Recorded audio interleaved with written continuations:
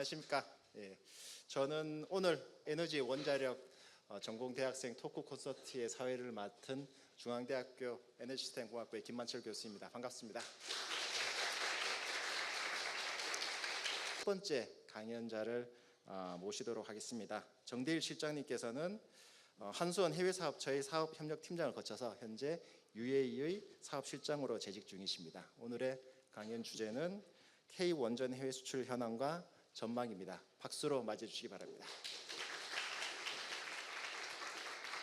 감사합니다. 생각보다 너무 많이 와주셔가지고 지금 정신이 혼미합니다. 제가 이런 강연에 익숙한 사람이 아니어가지고요.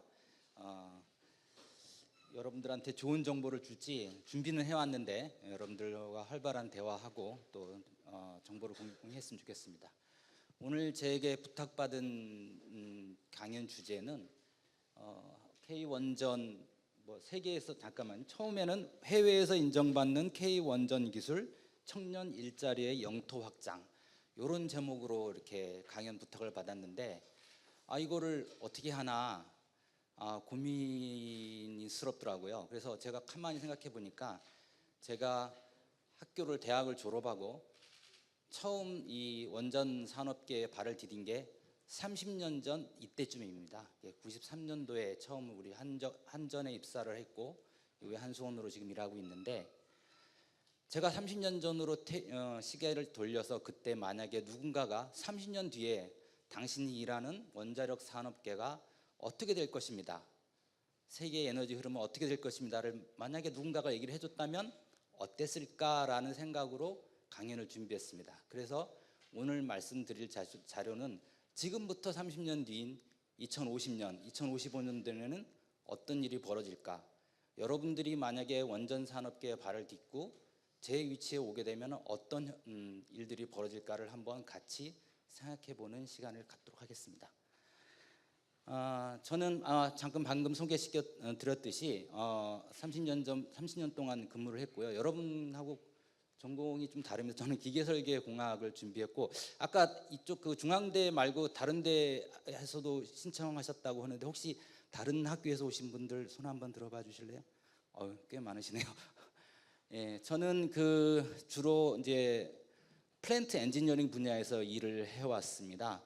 그리고 좀 특이하게 미국의 프레리 아일랜드 원전에서도 근무를 했었고 그다음에 미국 전력연구소 연구기관입니다. 우리나라 전력연구소에서도 좀 근무를 했었고 또 UAE의 이넥과 나와 에너지에서도 발전소에서 시스템 엔지니어 팀장을 맡아가지고 일을 해왔습니다. 그래서 이런 경험들을 때문에 제가 아마 초청이 된 것 같은데요. 여러분들에게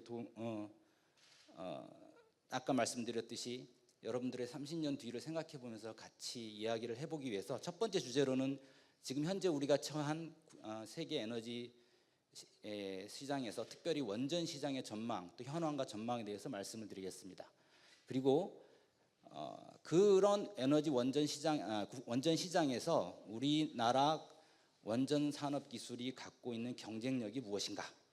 그리고 그런 경쟁력을 가지고 과거부터 지금까지 우리는 어떻게 해외에 진출해왔고 지금 어떤 위치에 와 있는가?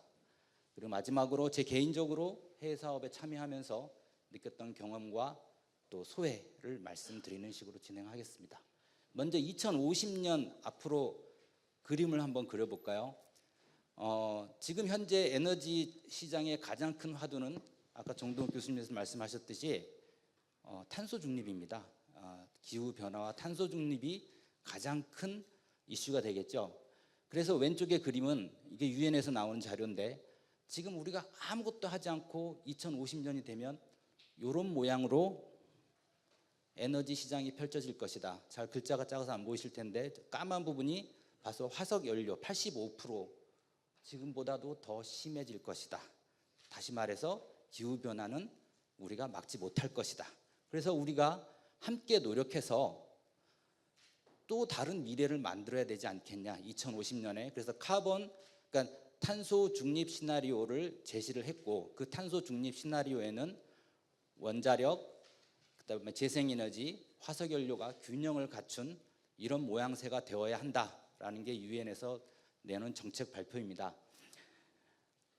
그런데 문제는 기후 변화를 앞에 두고 사람들마다 생각이 다릅니다. 다 똑같은 생각이 아닙니다.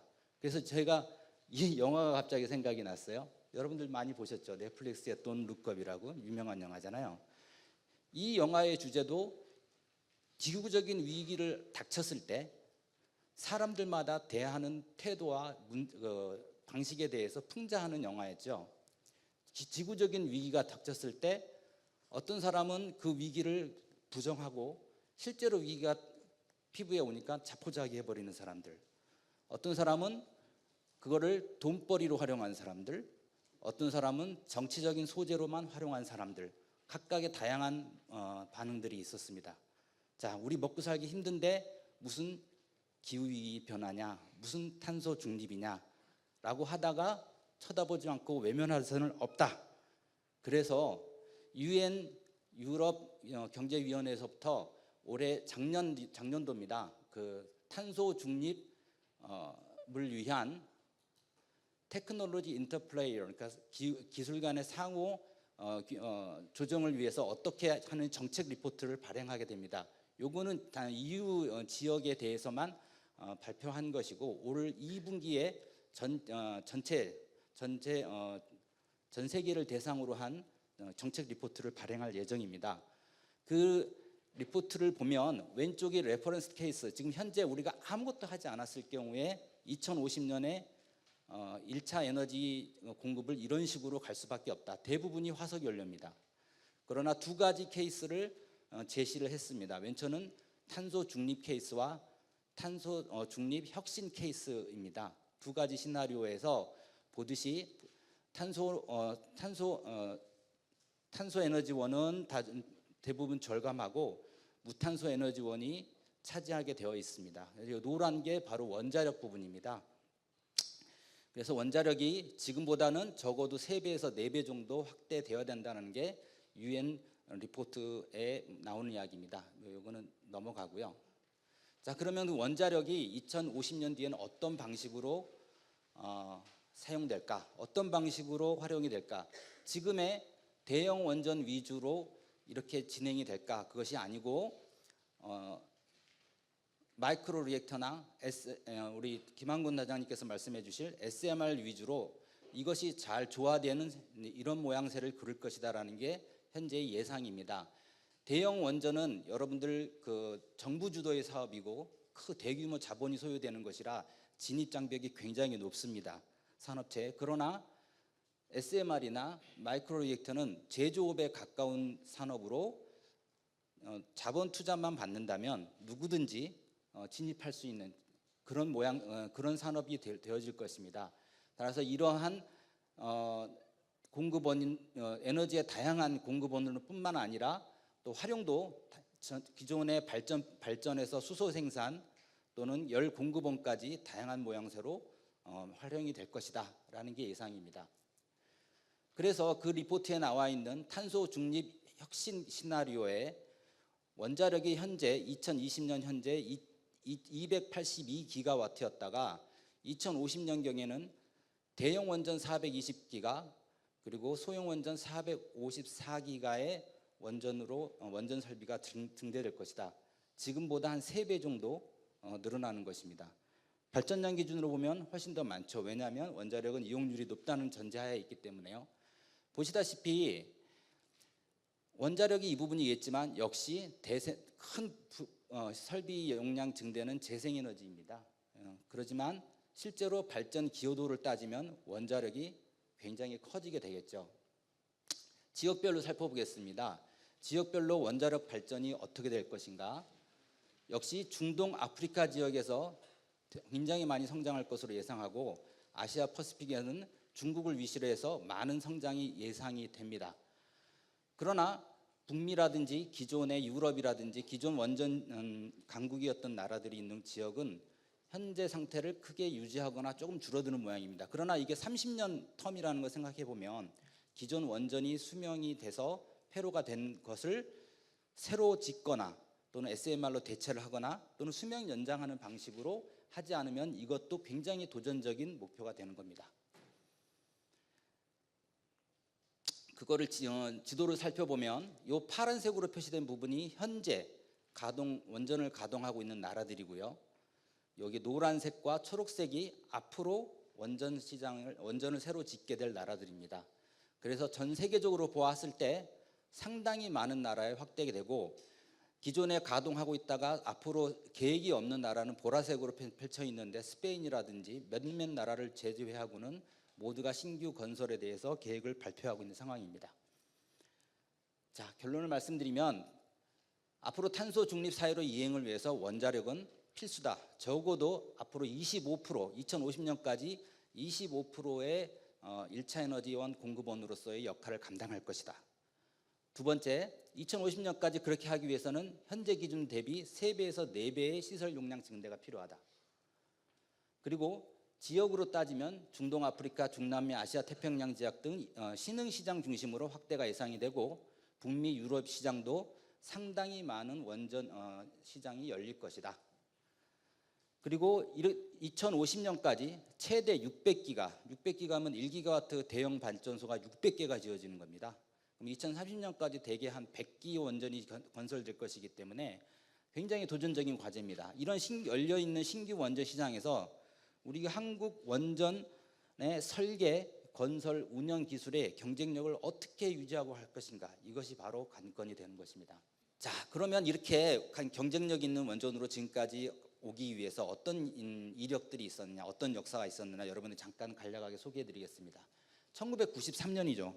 언제? 30년 전에 제가 처음 회사에 들어왔을 때 어떤 게 있었냐면, 그때는 세계화 바람이 불었습니다. 그래서 정부에서도 세계화를 정부 정책으로 해서 우리 그 공기업들도 해외에 나가야 된다라는 강력한 요구가 있어서 저희는 해외에 나가기 위해서 중국의 광동원전과 진산원전 등의 기술 지원 자문 용역을 시작을 했습니다. 그렇게 해서 여러 차례 여러 개의 교육 및 기술 지원 자문 용역에서 약 200억 원, 1,500만 불 정도 다 합쳐서 그 정도의 해외 진출을 했었고요. 95년도에 또 한 번의 기회가 옵니다.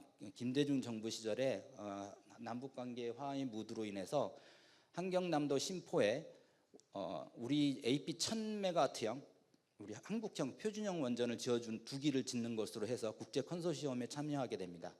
그래서 한수원 당시 인력이 36명이 팀이 꾸려져 가지고 북한에 갔었고, 당시 우즈베키스탄 인력 등 많은 현장 인력 등 1,400명, 한때는 뭐 한 3,000명까지도 있었다고 하더라고요. 이렇게 진행을 하다가 국제 정치 질서가 바뀌면서 이게 사업이 중단이 됐습니다. 반면 우리가 이 사업을 계약을 맺고 따오는 과정에서 회사 내에서 해외 사업 전문 요원들이 양성이 본격적으로 시작이 됐습니다.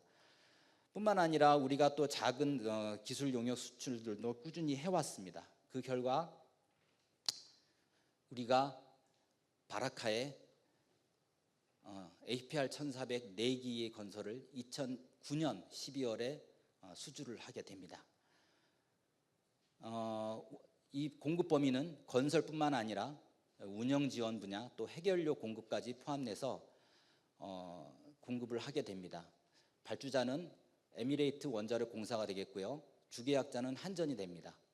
왜 한수원이 아니고 한전이냐? 아까 말했던 캐도 원전 사업을 꾸준히 한전이 했었거든요. 그러니까 한전하고 한수원하고 분리되기 전에. 그래서 한전이 계속해서 해야 됐기 때문에 거기에 해외 사업, 해외 수출 요원들이 있었습니다. 그리고 거기 전문 조직이 있었고, 그래서 여기가 한전이 주계약자가 되고, 반면에 이게 신포 캐도 사업과는 비교할 수 없을 정도로 큰 사업이기 때문에 더 많은 수출 요원이 필요해서, 사실 여기서 일하고 있는 대부분의 인력이 저희 한수원에서 파견 간 인력들입니다.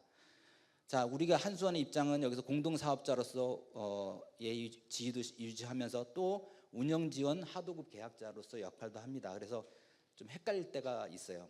너는 어쩔 때는 공동사업자 모자를 썼다가 어쩔 때는 하도급자 모자를 썼다가 헷갈릴 때가 있습니다. 그래서 보시면 종합설계는 캡코 ENC, 그다음에 원자로 터빈 발전기 공급은 두산이 했고요. 시공은 현대와 삼성의 컨소시엄인 및 맡았습니다. 원전 연료는 KNF 한전 원전 연료가 담당을 했고요. 위치는 이렇습니다. 여기 아라비아 반도 아시죠? 여기 아랍에미레이트가 있습니다. 여기 아랍에미레이트가 있고 여기에 아부다비라는 시도가 있고 여러분 두바이 잘 아시죠? 두바이 아부다비 있고 아부다비에서 서남쪽 270km 사우디아라비아 국경 근처에 바라카 지역에 4개를 짓게 됩니다. 보시면은 위성 사진인데 다 황토색이죠. 그래서 이렇습니다. 이게 뭐 이제 이게 뭐죠? 요즘에 중국에서 넘어오는 먼지도 아니고 있습니다. 이렇게 이 지역 상상이 되시죠? 엄청 덥습니다. 기본 이제 지금 시즌이 그나마 좋은 시즌이에요. 3월이 한 30도 정도 되니까 괜찮아요. 지낼만 해요. 그래서 1년에 한 3개월, 4개월이 여름입니다. 그리고 나머지 8개월이 헬 여름입니다. 그래서 그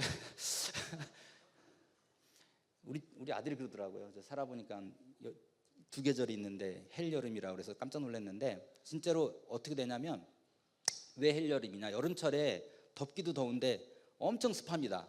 가면 이래요. 안개에 아침에 껴가지고 안경 쓴 사람은 굉장히 고통스럽습니다. 그리고 이쪽 사우디아라비아 쪽에서 바람이 불어오면 대륙 쪽에서 바람이 불어오면은 그냥 공기 중에 이렇게 먼지가 항상 날아다닙니다. 날아다니다가 좀 괜찮아지면 도로가 이 모양이 됩니다. 이런 지역에서 우리 한국 인력이 지금도 1,700여 명이 근무하고 있고 2016년도에는 3,000여 명, 피크치에는 3,000여 명이 근무를 했습니다.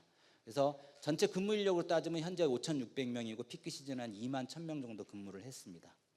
자, 이렇게 열심히 노력해서 건설 비용으로 약 20조의 매출 규모, 운영 정비 설계 사업으로 1.3조에서 약 21조 원의 매출 효과가 있었고 고용 효과로 따지면 약 14만 명의 연인원 고용 효과가 있는 대규모 사업입니다. 자, 이런 대규모 사업이 개별 기업의 노력으로 되는 거 절대 아닌 거 말씀드렸습니다. 다시 말해서 양국 정상 간의 굉장한 합의가 노력과 지원이 필요했습니다. 그래서 이명박 정부 시절에 여기 서명식 하는 사진인데요. 서명하고 난 다음부터 역대 대통령들이 모두 다 바라카 현장을 찾아왔습니다. 적어도 한 번, 최소 한 번 찾아와서 격려를 했고 특히 올 1월 달에는 3호기 가동을 기념해서 신정부 윤 대통령께서 오셔가지고 양국 관계를 전략적 동반국인가 거기까지 이제 성장을 하게 됐습니다. 자, 근데 왜 이 양국 정상이 이렇게 바라카에 맨날 와가지고 역대마다 이렇게 하느냐? 도대체 무슨 의미가 있느냐? 우리나라는 무슨 의미고 이 나라는 의미가 있느냐? 이건 단순한 원전이 아닙니다. 왜냐하면 이게 이분이 셰이크 자이드인데 아랍에미레이트를 설립하신 전임 대통령이시며 돌아가신 분인데 굉장히 아랍에미레이트에서는 존경을 받는 진심 존경하는 그냥 존경하는 척이 아닌 진심 존경하는 분인데 이분의 비전입니다. 비전이 원전과 여기 보시면 조그맣게 있는데 이게 우주인 사진이거든요. 우주 개발과 원전을 이분의 비전으로 해서 이게 1,000원짜리가 아니고요. 1,000디람 우리 돈으로 35만 원짜리 지폐입니다. UAE에서 최고액 지폐죠. 이게 작년도 12월에 나왔습니다. 생각을 해보세요. 우리나라가 최고액이 지금 5만 원권인가요? 근데 10만 원권을 내면서 거기에 원전을 딱 그려놨다. 그러면 무슨 의미가 있을까요? 한번 반대로 뒤집어 생각해 보면 이 나라가 갖고 있는 원전에 대한 그 의미 그리고 자랑스럽게 대한민국이 건설한 원전이 이 가운데 받겠다는 의미 여러분들이 여러 마디 설명하는 것보다 훨씬 나을 것 같습니다. 그러면 어떻게 해서 우리가 경험도 없는 원전 종합 플랜트 수주 경험도 없는 우리나라가 수주를 하게 되었나? 경제학적 이거는 프랑스 2011년도에 프랑스의 경제학 교수가 이거를 낸 논문인데요. 2011년도에는 뭐가 있었죠? 후쿠시마 사고가 있었죠. 그리고 2009년도에는 우리가 수주를 했는데 당시 경제 대상자가 프랑스였습니다. 그래서 프랑스에서 자기 반성적인 논문이죠. 우리가 왜 떨어졌나? 우리가 왜 한국 같은 나라에 밀렸나? 이러면서 논문을 쓰고 2011년도에 그래서 이게 좀 오래된 거라 다 맞는 말은 아닙니다. 그러나 참고할 만한 게 있어서 경제학적 관점에서 보면 한국이 제일 쌉니다. 중국보다도 싸요. 이렇게 가격 경쟁력을 갖는 거를 거기다가 이윤 희생 전략으로 덤빈 겁니다. 한 21조라 하지만 당시에 내기의 21조는 엄청 싼 겁니다. 보통 다른 원전은 4기 정도 지어주려면 한 뭐 50조 이상 요구를 했을 겁니다. 일단 왜 그러냐? 최초의 진입이 수출 시장 최초 진입이 최우선 목표였기 때문이었다. 그다음에 정치 경제학적 관점에서 보았을 때 한국 정부의 전폭적인 지원이 있었다. 특별히 뭐 군사 지원까지 포함해서. 그다음에 미국 정부와 이해관계가 맞아 떨어졌다. 아까 말씀드렸죠. 그래서 결론이 뭐냐? 원전을 지으려면 국가적인 사업이고 단순한 원전 하나만 갖고 그 나라에 수출할 수 있는 게 아니며 그 나라의 총체적인 국력이 필요하고, 이게 여러분들이 아실 수 있는 시사점일 겁니다. 현재 그렇게 해서 그런 가운데서 우리가 진행되고 있는 거, 여러분들이 원전 수출 사업에 함께 하시게 되면 할 사업입니다. 체코 폴란드가 현재 수주 한참 순항하고 있습니다. 수년 내에 좋은 소식이 전려드릴 것으로 저는 믿습니다. 종합 플랜트뿐만 아니라 단위 플랜트 사업도 열심히 진행 중입니다. 이집트 엘바다에 2차 측 2개 호기 터빈 사이드 쪽 공급을 우리가 하게 됐고요. 그다음에 루마니아에 3중 수소 제거 설비 또 단독 입착되어서 올해 안에 아마 수주가 예상이 됩니다. 그 밖에도 다양한 나라, 슬로베니아, 루마니아 등에 우리가 다양한 원전 운영 지원 사업을 진행하고 있습니다. 자, 그러면 제가 20분 됐나요? 그래서 결론을 말씀드리면, 그래서 제 개인적으로 이런 어려운 환경 속에서 어떤 것을 왜 이런 데를 뛰어들었냐? 사실 저는 아까 말씀드렸듯이 개인적으로는 미국이나 이런 데서 해외 교육을 많이 받게 되고 거기 근무를 했던 경험으로 해서 같이 함께하는 직원들과에게 도움을 줄 수 있을 것이다. 그래서 지원을 했습니다. 가가지고 저는 미국 UAE 아랍에미레이트의 그 원자력 운영 회사인 나와라는 회사에 파견이 됐고 거기서 시스템 엔지니어링 팀장을 맡게 됐습니다. 저희 부서에는 반은 우리나라 사람, 반은 에미레이트들이었습니다. 그래서 서로 다른 문화에 서로 다른 배경을 갖고 있는 사람들을 하나로 이끄는 것이 정말 쉬운 일이 아니었고, 거기다가 주요 발전소장이나 뭐 SIVP, CNO 등은 전부 미국인이었고 또 일부는 또 남아공에서 온 웨스턴들이었습니다. 완전히 혼돈의 카오스입니다. 다 생각이 다 다르고 이 커뮤니케이션이 너무 힘들었어요. 그래서 그게 저한테 굉장히 챌린지한 요소였지만 이들에게 있어서 어떻게 신뢰를 얻어낼까 정말 고민스러웠고, 이 사명감 없이는 일에 보람도 없고 대부분 아까 말씀드렸듯이 있는 동안에 굉장히 힘듭니다. 저는 거기서 무려 7년 정도 근무를 했었거든요. 다양한 국내 원전과 근무의 차이가 있습니다. 아까 제일 큰 차이점이 바로 이 부분입니다. 멀티컬처, 멀티내셔널리티. 정말 다릅니다. 특히 용병으로 온 웨스턴들은 여기 커뮤니케이션을 다 영어로 하기 때문에 걔네들한테 말싸움에서 이길 수가 없잖아요. 그리고 우리를 회의 때마다 아주 쥐잡듯이 잡습니다. 한국을. 그 사회에서 이겨내야 되는 거죠. 그래서 정말 스트레스 받는 일이고, 그런 관계에서 그걸 극복하고 우리 원전 건설을 해야 된다는 건 상당한 도전적인 요소입니다. 그럼 어떻게 해야 되느냐? 먼저 그들의 문화를 이해하고 내가 누구와 함께 일하는지를 명확하게 알아야 된다는 것입니다. 그래서 여기 장례식과 결혼식이라고 그랬는데 그 친구들의 신뢰를, 에미라티들의 신뢰를 얻는 일이 저에겐 굉장히 큰 도전 과제였어요. 그런데 그 중에 같이 일하던 친구 중에 하나가 제가 뭐 이렇게 했더니 갑자기 저한테 와서 결혼 상담을 하는 겁니다. 그래서 왜? 그러다 이렇게 왜 그래? 그랬더니 자기가 우크라이나 여자랑 여기 현지 여자 둘 다 소개를 받았는데 어떻게 해야 되지? 그런 질문이었어요. 제가 처음에 질문받아 이 친구가 나를 정말 신뢰를 하는구나를 느꼈고, 그래서 뭐라고 자문을 했겠습니까? 그냥 네 마음 가는 대로 해라는 하나만한 자문을 했지만 덕분에 이 친구의 결혼식장에 제가 참석을 해서 아주 새로운 경험을 하게 됐습니다. 그리고 또 장례식이 있는데 제가 데리고 있던 에미레이트 중에 말 더럽게 안 듣는 한 애가 있었어요. 정말 뺀질거리는 친구인데 이 친구가 부친상을 당했습니다. 저는 퇴근 후에 4시간 동안 차를 몰고 가서 그 친구 집에 가가지고 밤새워서 그 친구와 함께 해줬습니다. 그랬더니 이 친구가 태도가 바뀌고 그 소식을 들은 그 에미레이트 동료들이 저를 대하는 태도가 달라졌어요. 이게 신뢰를 얻는 행동이었고, 그런 과정들을 거쳐서 서로 간에 원팀이 될 수 있었습니다. 그런 과정 속에서 소리 없는 전쟁을 해야 되고 특히 일하는 방식에 아메리칸 스타일대로 걔네들은 요청하고 우리 데리고 온 한수원 직원들은 아메리칸 스타일이 아닌 한국 방식으로 일하려고 하고 그 사이에서 이제 저희는 컨트롤을 해야 되는 것이죠. 뭘로 컨트롤하느냐? 역시 기본이 중요했습니다. 업무 지식에서 오는 다양한 확실한 컨텐츠 능력으로 또 그것을 효과적으로 전달하는 언어 능력이 필요했습니다. 제가 왜 외국어 능력이라 안 하고 언어 능력이라 했냐면 외국어로는 측정되지 않는 언어 능력이 필요해요. 이게 뭐냐면 토익 아무리 점수 높아도 언어 능력이 안 되는 친구들이 있더라고요. 이게 다시 말해서 자신감과 또 열정이 조합된 외국어 능력, 그것을 객관적으로 측정하는 방법은 없습니다. 그러나 그 사명감을 가진 친구들은 조금만 부족한 외국어 능력을 있더라도 그 사명감을 가지고 이 언어 능력을 확보해 가더라고요.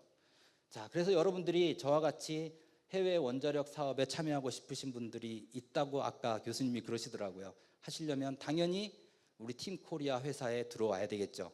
뿐만 아니라 다양한 스타트업 기업들이 있습니다.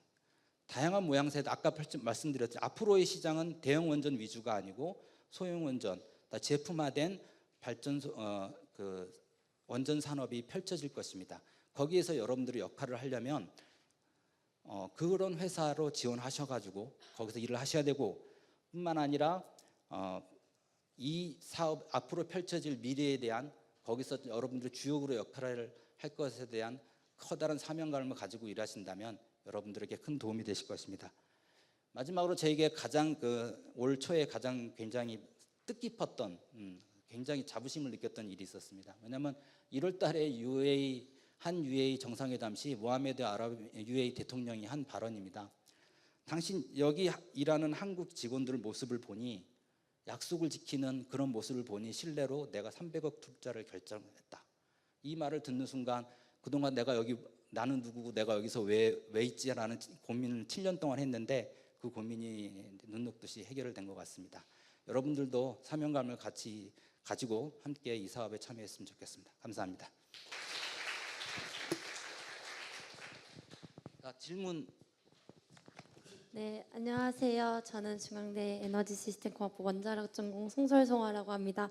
먼저 너무 유익한 강의 감사드리고, 제가 최근에 기사를 접하기로는 두코바니 원전의 프랑스 전력공사랑 이제 웨스팅하우스랑 같이 수주에 들어갔다고 했는데, 제 개인적인 생각으로는 전력공사나 웨스팅하우스가 되게 경쟁력 있는 상대라고 생각이 드는데, 여기서 한수원이 어떤 걸로 좀 두코바니의 원전 수주에 있어서 좀 경쟁력을 가지고 있는지, 그게 단순히 이제 가격 하나뿐인 건지를 여쭤보고 싶습니다.